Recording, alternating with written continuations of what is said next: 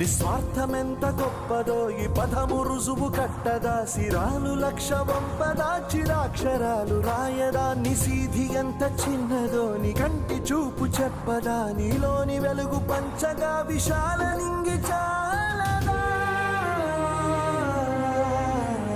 మనుష్యులందు నీ కథ మహర్షిలాగా సాగదా, మనుష్యులందు నీ కథ మహర్షిలాగా సాగదా.